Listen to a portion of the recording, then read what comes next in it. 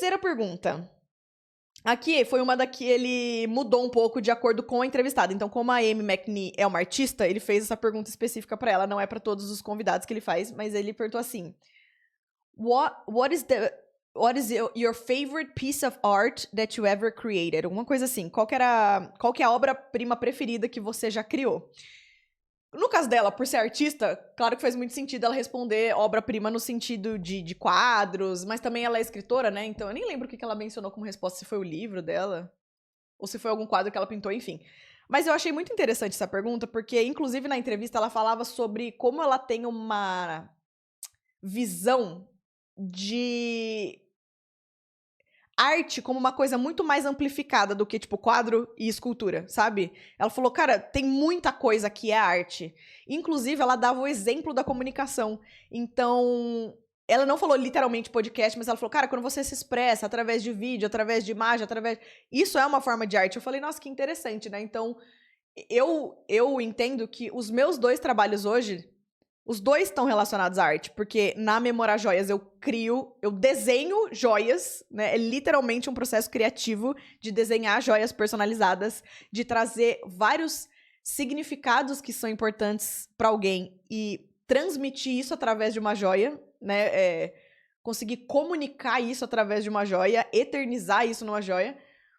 Isso é uma criação de arte, assim como todos os vídeos e conteúdos que eu faço aqui também. Então, eu pensei numa resposta para cada um desses meus trabalhos. Eu acredito que na minha marca de joias, tem muitas joias que eu já criei que eu falei, cara, eu consegui transmitir exatamente o que a pessoa queria e ficou de um lugar autêntico, ficou de um lugar bonito visualmente, ficou de um lugar que a pessoa que recebeu ficou emocionada, ela ficou muito grata. Então, tem várias que eu poderia citar, mas eu acho que uma que ficou muito forte na minha cabeça tem uma amigona minha que ela era muito próxima da avó dela e faz pouco tempo que a avó dela faleceu.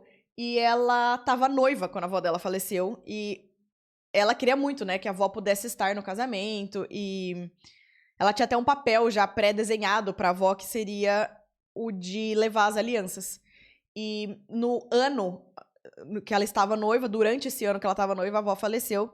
E ela falou assim, Paty, eu quero que minha avó esteja... Eu quero carregar minha avó na cerimônia de um jeito diferente. Então eu quero encomendar um pingente com você. Ela encomendou um pingente que é um relicário. Relicário é aquele pingente que abre e você coloca a foto dentro, sabe? Então a gente fez um personalizado pra ela que era em formato de coração, cravejado de rubis. Gente, a coisa mais linda. Essa minha amiga, ela tem um estilo muito clássico, assim. Então era um pingente de coração todo com arabescos, assim, cravejado de rubi, ele em ouro amarelo, a coisa mais linda do mundo. E quando abri, assim, do lado de dentro, a gente colocou uma foto da avó dela. E na parte de trás, a gente escreveu o nome da avó com a letra da avó, porque ela tinha essa assinatura e a gente gravou isso na parte de trás. E apesar de ser um pingente que é da minha amiga, no dia a dia ela que usa, no momento da cerimônia, quem usou foi a mãe dela, porque foi a mãe dela que fez o papel de levar as alianças. Ai, gente, eu fico emocionada só de lembrar, porque nesse momento do casamento eu chorei muito. Primeiro que foi o casamento mais lindo que eu já fui na minha vida, assim, tava... Nossa, foi uma energia aquele casamento.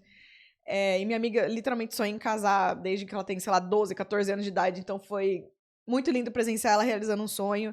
Então, em vários níveis, várias camadas, ele foi muito lindo. Mas esse momento que a mãe dela entrou com o colar, nossa, gente, juro. E parece que eu conseguia sentir a avó dela ali, sabe? Porque eu conhecia a avó dela. E foi muito lindo. E ela abraçou a mãe e as duas começaram a chorar. E essa minha amiga, ela não é de chorar com facilidade. Então foi um momento realmente muito emocionante.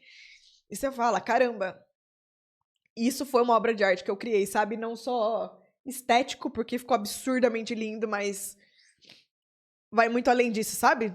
Que é todo o coração da Memorar, né? É ser muito mais do que um adorno, né? Do que um enfeite. Ela carrega uma coisa tão forte, né? Um sentimento tão forte associado. Então, esse é o tipo de arte que eu amo criar na Memorar.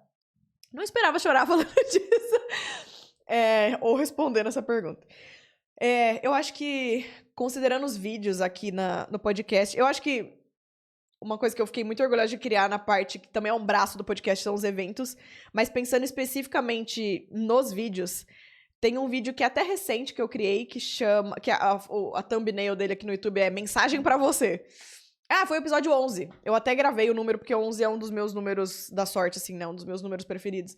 Foi o episódio 11 e eu fiquei muito orgulhosa desse episódio, porque foi um episódio que ele não veio nem um pouco da mente. Ele foi 100% canalizado, assim. Foi de eu estar num processo de meditação, respirando, falando, universo, me fala. Com quem que eu tenho que falar e o que eu tenho que falar pra essa pessoa.